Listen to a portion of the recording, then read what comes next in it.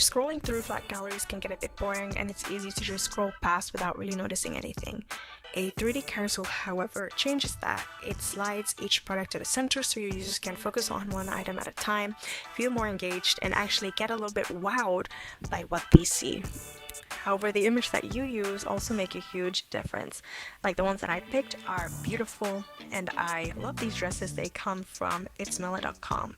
So having good images like this makes a carousel stand out and helps people actually notice each product. So overall, a 3D carousel with great images just makes your site feel more alive, it draws more attention to your products, and makes browsing way more enjoyable for the user.